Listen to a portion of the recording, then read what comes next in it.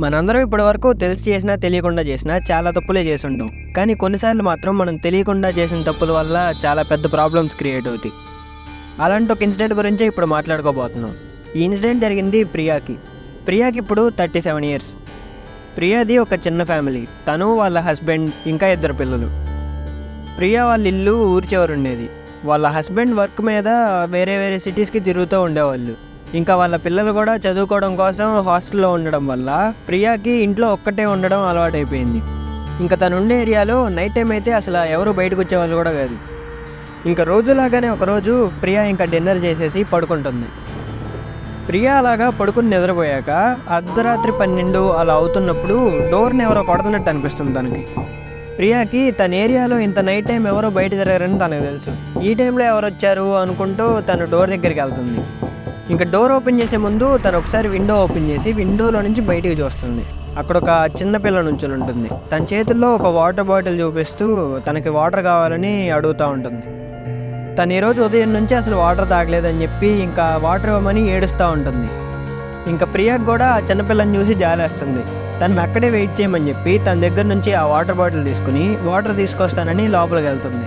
తను అలాగా లోపలికి వెళ్ళి వాటర్ బాటిల్లో వాటర్ ఫిల్ చేసుకుని బయటకు వస్తుంది. ప్రియా అక్కడికి వచ్చి చూసేటప్పటికి ఇందాక అక్కడ నుంచి ఉండాల్సిన పాప తనకు కనపడదు. ఇంకా ఎలాగైతేనే వాటర్ బాటిల్ అక్కడ పెట్టేసి తను మళ్ళీ లోపలికి వచ్చేస్తుంది. తనకి బాగా నిద్ర రావడం వల్ల ఇప్పుడు జరిగింది ఏమి పట్టించుకోకుండా తను ఇంకా వెళ్ళి డైరెక్ట్గా నిద్రపోతుంది. ప్రియా అలాగా పడుకుని నిద్రపోతున్నప్పుడు తను ఒకసారి పక్కగా తిరుగుతుంది. ప్రియా కాలుకి ఏదో టచ్ అయినట్టు తనకు అనిపిస్తుంది. తను ఒక్కసారిగా కళ్ళు తెరిచి చూస్తుంది. సరిగ్గా తన ముందే ఇందాక తను బయట చూసిన పాప తన ముందే పడుకుని ఉంటుంది. ఇంకా ఆ పాప ప్రియా వైపే చూసి పెద్ద పెద్దగా నవ్వుతుంది.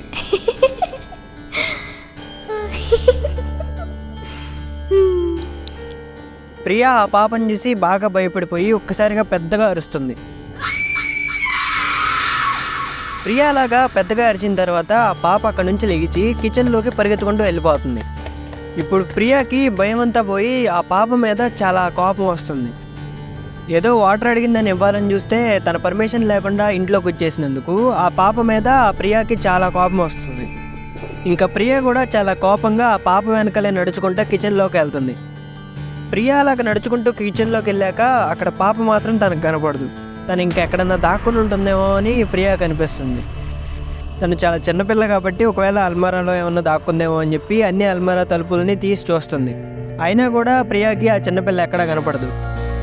అయితే దీని తర్వాతే ప్రియాకి అక్కడ ఒక వింత ఇన్సిడెంట్ జరుగుతుంది. అదేంటంటే ప్రియా ఇలాగ పాప కోసం వెతుకుతున్నప్పుడు తన రూమ్ లైట్స్ వెలుగుతూ ఆరిపోతూ ఫ్లిక్కర్ అవ్వడం మొదలవుతాయి. ఇంకా అల్మరాలో ఉండాల్సిన వస్తువులన్నీ కింద పడిపోయి చిందరవందరగా పడిపోతూ ఉంటాయి. అలాగా కొన్ని గాజుతో చేసిన గ్లాసులు కింద పడి పగిలిపోతాయి. ఇంకా ఒక కత్తి ఒక్కసారిగా ప్రియా వైపు వస్తుంది. ప్రియా తప్పించుకోవడం వల్ల అది వెళ్ళి గోడకు గుచ్చుకుంటుంది. ఇంకా ప్రియాకి తన ఇంట్లో ఏం జరుగుతుందో అర్థం కాదు. తను చాలా భయపడిపోతుంది. కాసేపు ఆగాక ఆ వస్తువులన్నీ అటు ఇటు పడిపోవడం ఆగిపోతుంది. కానీ ఆ లైట్లు మాత్రం అలాగే వెలుగుతూ ఆరిపోతూ ఉంటాయి. ప్రియా ఇలాగా బాగా భయపడుతున్నప్పుడు ఆ చిన్నపిల్ల మళ్ళీ నవ్వుతున్న సౌండ్ తనకి వినిపిస్తుంది. తను అటు ఇటు తిరిగి చూస్తుంది. తను ఇందాక చూసిన అదే పాప తన ముందు నుంచుని తను అలాగ భయపడటం చూసి నవ్వుతా ఇంకా చప్పట్లు కొడుతూ ఉంటుంది. అలాగా ఆ పాప తను భయపడటం చూసి నవ్వడం వల్ల తనకి బాగా కోపం వస్తుంది. ఇంకా ప్రియాకి బాగా కోపం వచ్చి ఆ పాప వైపుకి తొందరగా నడుస్తుంది. తను అలాగ ముందుగా నడుస్తున్నప్పుడే తనెవరో తన జుట్టు పట్టుకుని వెనక్కి గట్టిగా లాగినట్టు అనిపిస్తుంది. ప్రియా ఆగి నుంచోడానికి ఎంత ట్రై చేసినా సరే తనెవరో బలంగా వెనక్కి లాగుతున్నట్టు అనిపించి తను అలాగే వెనక్కి నడుస్తూ వెళ్ళిపోతుంది. ఇంకా కిచెన్లో ఉన్న సింక్లో నుంచి ఏదో సౌండ్ రావడం మొదలైద్ది. ఆ సింక్లో నుంచి బ్లాక్ కలర్లో ఉండే వాటర్ బయటకు వస్తూ ఉంటాయి. ఆ నీళ్లు కూడా చాలా భరించలేనంత కంపు కొడుతూ ఉంటాయి. ఆ నీళ్ళు అలాగే వస్తూ ఉండడం వల్ల సింక్లో నుంచి బయటికి కారుతూ ఉంటాయి నీళ్లు. అలాగా ఆ సింక్ అంతా ఆ నల్ల రంగు నీళ్ళతో నిండిపోయి ఆ సింక్ అంతా ఓవర్ఫ్లో అవుతూ ఉన్నప్పుడు ప్రియాని జుట్టు పట్టుకుని వెనక నుంచి లాక్కుంటూ ఏదో తీసుకెళ్ళిపోయి ఆ సింక్లో ముంచేస్తుంది. ప్రియా తల పూర్తిగా ఆ సింక్లో మునిగిపోతుంది. ఇంకా తనకి ఊపిరి పీల్చుకోవడానికి కూడా చాలా ఇబ్బందిగా ఉంటుంది. తను ఎంత ట్రై చేసినా సరే తను మళ్ళీ నార్మల్గా నుంచోలేకపోతుంది. ఎవరో తన జుట్టుని గట్టిగా పట్టుకుని ఆ సింక్ లోపలికి లాగుతున్నట్టు తనకి ఇంకా అనిపిస్తుంది. ఇంకా ప్రియా తల పూర్తిగా సింక్ లోపలికి మునిగిపోతుంది. ప్రియాకి ఇంక ఊపిరి ఆడకపోయేసరికి తను ఒక్కసారిగా గట్టిగా ట్రై చేసి బయటకు వచ్చేస్తుంది. ఆ నల్ల రంగులో ఉన్న నీళ్లు ఆ సింక్లో నుంచి రావడం ఆగిపోతాయి. ఇంకా ఆ సింక్ నిండా ప్రియా తలలో నుంచి ఊడిపోయిన జుట్టే కనపడుతుంది. ప్రియా అలాగా తన తలని పట్టుకుని దాని నుంచి విడిపించుకుంటుంది, కానీ తనకి ఇంకా చాలా నొప్పిగా ఉంటుంది. ఇంకా చాలాసేపటి నుంచి ఊపిరి సరిగ్గా పీల్చుకోకపోవడం వల్ల తను ఇప్పుడు ఊపిరి గట్టిగా పీల్చుకుంటూ ఉంటుంది. ప్రియా ఇంకా కిచెన్లో నుంచి బయటకు వచ్చి తన ఇల్లంతా తిరిగి చూస్తుంది. ఆ పాప మాత్రం తనకి ఎక్కడా కనపడదు. ఆ పాప ఒక నార్మల్ హ్యూమన్ బీయింగ్ కాదని తనకు అర్థమవుతుంది. ఇంకా ఆ చిన్నపిల్ల తనని ఎందుకు చంపాలనుకుంటుంది, తను ఎందుకు తిన వెంటపడుతుందో ప్రియాకి అర్థం కాదు. ఇంకా ప్రియా అలాగ భయపడిపోయి వాళ్ళ హస్బెండ్కి ఫోన్ చేస్తుంది. జరిగిందంతా వాళ్ళ హస్బెండ్కి చెప్పాక తనకు హెల్ప్ చేయడానికి తన దగ్గరలో ఉన్న వాళ్ళని ఎవరో ఒకరిని పంపిస్తానని వాళ్ళ హస్బెండ్ చెప్తాడు. ఆ లోపు ప్రియాని అక్కడ ఉండకుండా వాళ్ళ నైబర్స్ ఇంటికి వెళ్ళమని కూడా చెప్తాడు. ఇంకా ప్రియా వెంటనే ఫోన్ పెట్టేసి ఇంట్లో నుంచి బయటికి వెళ్ళిపోవడానికి పరిగెడతా ఉంటుంది. తను అలా వెళ్తున్నప్పుడు దారిలో మళ్ళీ తనకు ఆ పాప కనపడుతుంది. ఆ పాప తన వైపే చూస్తా నవ్వుతూ ఒక్కసారిగా తన దగ్గరకు వస్తుంది. ఆ పాప ప్రియా ముందు నుంచి ఒక్కసారిగా తన మెడ పెట్టుకుని గట్టిగా నొక్కుతుంది. ప్రియాకి ఊపిరాడక చాలా ఇబ్బంది పడుతూ ఉంటుంది. తను ఆ పాప దగ్గర నుంచి విడిపించుకోవడానికి ప్రయత్నిస్తూ ఉంటుంది, కానీ తన వల్ల మాత్రం కుదరదు. ఈలోపు డోర్ని ఎవరో కొడుతున్నట్టు సౌండ్ వినిపిస్తుంది. ప్రియా వెళ్ళి ఆ డోర్ని ఓపెన్ చేయాలనుకుంటుంది, కానీ తను మాత్రం ఆ పాప దగ్గర నుంచి తప్పించుకోలేకపోతుంది.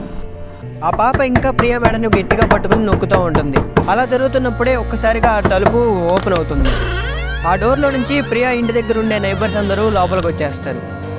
వాళ్ళందరూ అలా ఇంట్లోకి ఎంటర్ అవుతున్నప్పుడే ఆ పాప మాయమైపోతుంది. లోపలికి వచ్చిన వాళ్ళందరికీ ప్రియాని ఎవరో గొంతు పట్టుకుని నొక్కడానికి ప్రయత్నించినట్టు ఆ గుర్తులు కనపడతాయి. ప్రియా ఊపిరి పీల్చుకోవడానికి ఇబ్బంది పడుతూ దగ్గుతూ ఉంటే తనని కూర్చోబెట్టి వాటర్ ఇస్తారు. ప్రియా వాళ్ళ ఇంట్లో నుంచి పెద్దగా సౌండ్స్ రావడం వల్లే ఆ నైబర్స్ అందరూ వచ్చామని తనకు చెప్తారు. ఇంకా అక్కడికి వచ్చిన వాళ్ళందరికీ అక్కడ ఏం జరిగిందో చెప్తే ప్రియాని నమ్మకపోగా ఇంకా పిచ్చిదానిలా చూస్తారని తనకు తెలుసు. ఇంకా తను ఎవరికి ఏం చెప్పకుండా వచ్చినందుకు థ్యాంక్స్ అని చెప్పి పంపించేస్తుంది.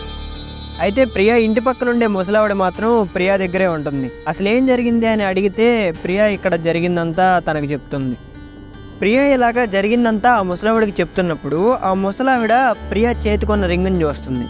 ఆ రింగ్ ఎక్కడ దొరికిందే అని ప్రియాని అడుగుతుంది. ఇది దొరికిందని మీకెలా తెలుసు అని ఆ ముసలావిడిని అడుగుతుంది ప్రియా. అయితే ఒక 10 yearsకి ముందు వాళ్ళ వీధి చివర ఒక ఫ్యామిలీ ఉండేదని, ఆ ఫ్యామిలీలో ఉండే ఒక పాపకి ఇలాంటి రింగే ఉండేదని ఆ ముసలావిడ చెప్తుంది. ఇంకా ఏదో కొన్ని రీజన్స్ వల్ల ఆ ఫ్యామిలీ వాళ్ళందరూ సూసైడ్ చేసుకున్నారని ఆ ముసలావిడ చెప్పింది. అప్పటి నుంచి ఆ వీధి చివరికి ఎవరు వెళ్ళరు, ఇంకా ఆ ఇల్లు కూడా ఖాళీగానే ఉంటుంది. కానీ అటువైపు నుంచి వింత సౌండ్స్ వస్తాయి అని మాత్రం అందరూ అంటూ ఉంటారని ఆ ముసలావిడ చెప్పింది. ప్రియాకి కూడా ఆ రింగు దొరికింది అక్కడే. ఇంకా ప్రియా ఎంత పెద్ద తప్పు చేసిందో తనకు అర్థమవుతుంది. తను ఆ రింగ్ తీసుకురావడం వల్లే ఆ పాప తన వెంట పడుతుంది అని ప్రియాకి అర్థమవుతుంది. ఆ రింగ్ని తీసుకెళ్ళి మళ్ళీ ఆ ఇంటి దగ్గరే ప్రియా వదిలేస్తుంది. ఇంక ఇదంతా జరగడం వల్ల ప్రియా బాగా భయపడిపోయి ఆ ఇల్లు కూడా చేంజ్ అయిపోతారు. ఇంకా అప్పటి నుంచి ప్రియాకి ఆ చిన్నపిల్ల ఎప్పుడూ కనపడలేదు, కానీ రోజు పడుకునేటప్పుడు మాత్రం తనకు జరిగిన ఎక్స్పీరియన్సే ప్రియాకి గుర్తొస్తూ ఉంటుంది.